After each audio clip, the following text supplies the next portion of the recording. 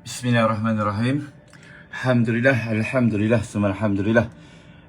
Ini adalah pandangan daripada dalam bilik yang Ustaz tinggal, iaitu di Raihan Rutana Burj Sa'ah Menara Jam, yang mana jemaah-jemaah Ustaz semuanya tinggal di hotel ini, iaitu Raihan Rutana dalam Menara Jam.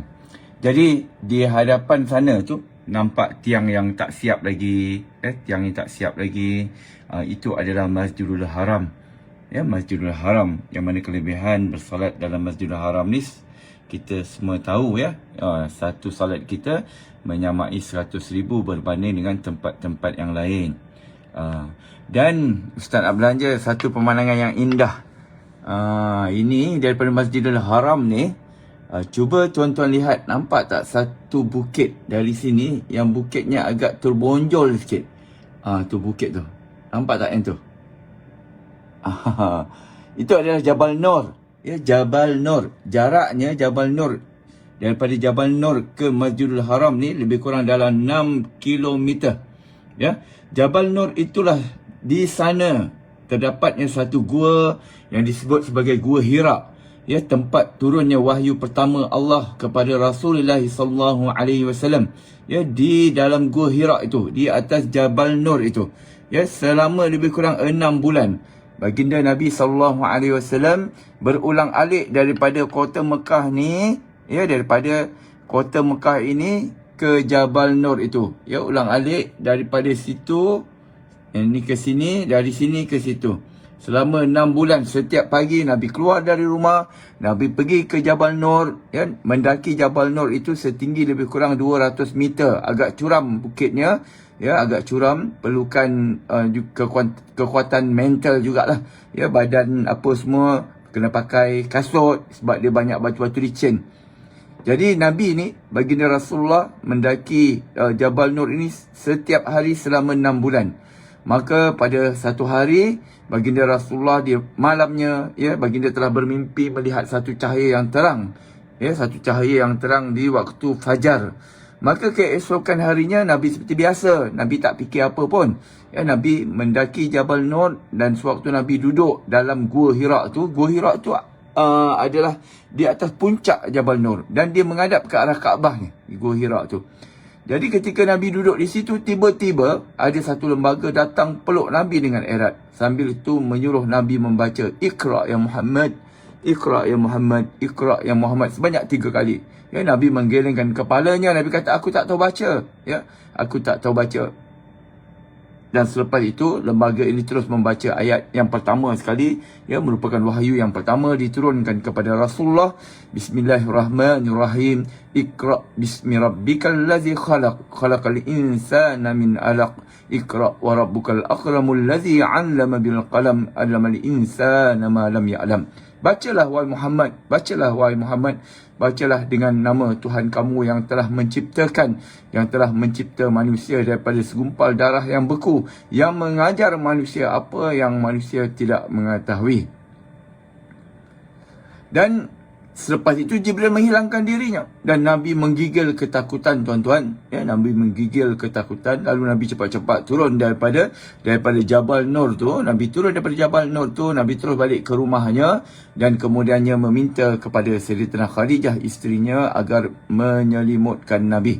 Dan Sayyidatina Khadijah, Masya Allah, Subhanallah, Tabarakallah, seorang isteri yang baik. Kemudiannya memujuk suaminya, memberitahu kepada suaminya, janganlah kamu, wahai suamiku, risau. Allah tidak mengapa-apakan kamu, kerana kamu adalah seorang yang baik, seorang yang suka menolong orang lain, seorang yang mengeratkan hubungan silaturahim. Begitulah kata-kata Sayyidatina Khadijah memujuk Nabi sehingga Nabi tenang. Kemudiannya Khadijah membawa Nabi berjumpa dengan Waraqah bin Naufal. Maka Waraqah pun memberitahu kepada Nabi bahawa itulah Numus, iaitu malaikat Jibril yang pernah datang kepada Nabi Musa AS. Dan Waraqah berkata, nanti kamu akan ditentang oleh kaum kamu dengan dakwah yang bakal kamu sampaikan nanti. Dan sekiranya aku masih hidup, kata Waraqah, aku akan menjadi orang kuatmu ataupun tulang belakangmu. Namun selepas daripada peristiwa itu, 2 tahun kemudian, Warakah pun telah meninggal dunia. Adapun ya, ini adalah Jabal Nur ya, Jabal Nur.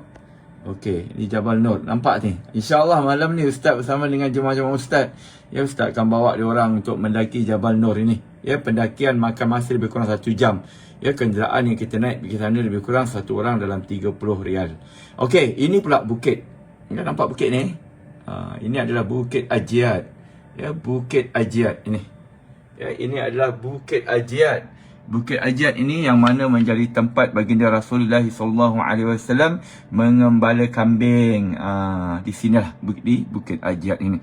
Dan di Bukit Ajiat ini jugalah, ya, satu peristiwa yang amat memilukan yang berlaku ke atas Bilal bin Rabah. Ya, Bilal bin Rabah. Bilal ini dia adalah seorang hamba yang telah masuk Islam. Kemudiannya diseksa oleh tuannya Umayyah dengan seksaan yang begitu berat sekali. Ya, dijemurnya di tengah padang pasir. Ya, di atas bukit ni dijemurnya dengan keadaan yang begitu panas. Diletakkan batu yang besar di atas dadanya dan memaksa Bilal untuk mengucapkan Lata wal Uzza sebagai Tuhan. Namun yang keluar daripada mulut Bilal hanyalah Ahad. Ahad, iaitu Allah yang Maha Esa. Allah yang Maha Esa. Di sinilah, ya, di Jabal ataupun di Bukit Ajiat ini. Dulunya Bukit Ajiat ni ramai orang-orang Melayu kita, ya, duduk di sana, ada pengajian, ada pondok di sini. Ya, namun sekarang ni dah tak ada dah. Okey, insya-Allah pada malam nanti Ustaz akan belanja video live di puncak Jabal Nur nanti. Bagi yang ingin sangat, ya, nak lihat secara live, InsyaAllah ikutinya nanti pada mungkin waktu Malaysia dalam jam 2 pagi. Ya, Ustaz akan mula mendaki pada jam 9:30 malam waktu di Saudi ini, insyaAllah. Dan pada keesokan hari sebelah pagi, jam 9 pagi, Ustaz akan bertolak balik ke Madinah Al-Munawwarah dan menaiki kapal terbang daripada Madinah. Kenapa Ustaz balik dari Madinah? Kenapa tak balik dari Jeddah? Kan Jeddah lebih dekat airportnya. Ya, kerana apa? Kerana di Jeddah dah tak boleh bawa air Zam-Zam. Hanya di Madinah masih dibenarkan. Jadi sayanglah kalau jemaah-jemaah umrah, ya, lebih lagi jemaah umrah di bawah bimbingan Ustaz balik ke Malaysia tak ada air Zam-Zam. Orang datang ziarah kat rumah tak ada air Zam-Zam nak diberikan minum. Jadi insya-Allah kita balik dari Madinah, perjalanan jauh sikit, namun Ustaz belanja makan lagi dalam perjalanan, jangan risau. Ya, sampai di airport Madinah ambil air Zam-Zam, naik flight dalam jam 9 malam dan sampai di airport KLIA insya-Allah dalam jam 12.30 hari lusanya. Ya, keesokannya lusanya lah. Ya, insya-Allah. Doakan agar perjalanan Ustaz dimudahkan Allah Subhanahu Wa Taala, dan terima kasih kepada sahabat-sahabat yang sentiasa bersama dengan Ustaz, memberi sokongan dan bersama-sama dalam setiap video yang Ustaz post. Ya, moga-moga apa yang dikongsikan semuanya mendapat manfaat. Ya, dan insya-Allah Ustaz doakan semua sahabat-sahabat Ustaz, ya, akan datang dijemput oleh Allah ke tanah suci haram Mekah Al-Mukarramah ini menjadi duyuf rahman insya-Allah.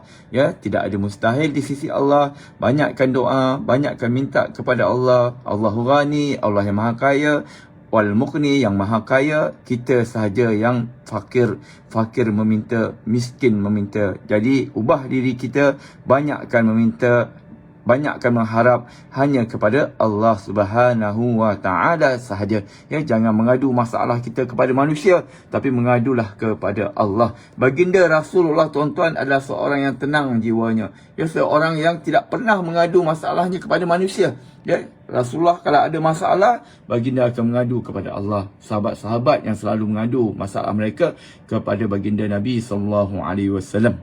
Jadi insya-Allah kita pun, ya, ubahkan cara hidup kita, cara muamalat kita. Ya, banyakkan mengadu apa saja ujian dalam kehidupan kita hanya kepada Allah Subhanahu Wa Taala saja, kerana yang menunaikan adalah Allah. Ya, orang yang mendengar tu hanya sekadar mendengar saja, tak dapat bantu kita pun. Ya, tapi kalau kita mengadu pada Allah, ya, di malam hari kita bangun, mengambil wuduk, mandi, ambil wuduk, kemudian, ya, bentang sejadah, solat 2 rakaat. Dalam solat itu setiap sujud kita menangis, ya, minta pada Allah, minta Allah bantu kita, minta Allah tolong kita.